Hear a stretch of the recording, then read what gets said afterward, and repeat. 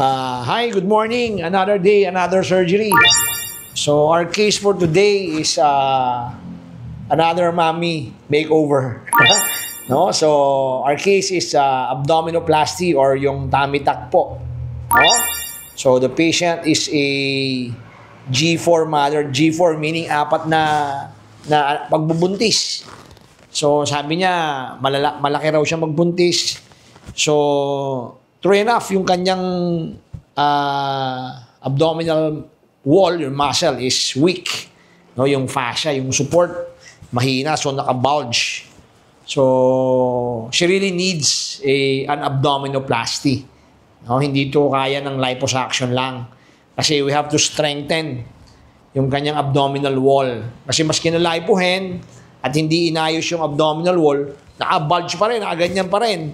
No? Kasi mahina yung wall. So, we really have to do a tummy tuck, abdominoplasty. So, we're also going to do liposuction sa back. No? Dito.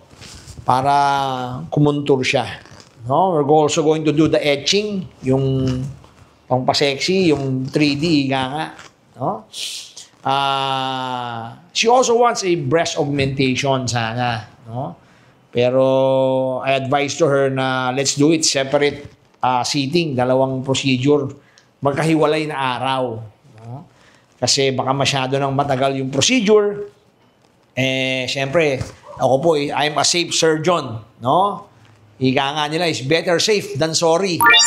Oo. So, mas maiksing operative time, mas safe po yan for the patient. Siyempre po, for the surgeon din po. No? So, that's it. Another day, another surgery. Another day, another watch. OP41. Coral Red.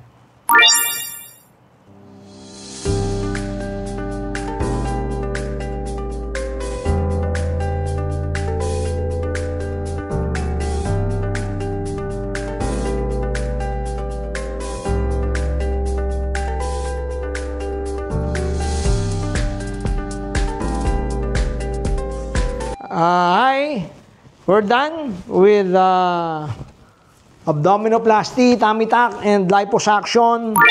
Actually, 360 na din. No? We did liposuction sa likod, paikot na. So, eto na po, ang kanyang hindi na nahihila. Halos wala na. Then I did etching, no? Sa linya alba, then yung gilid.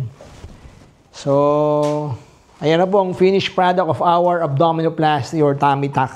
No? Mommy makeover.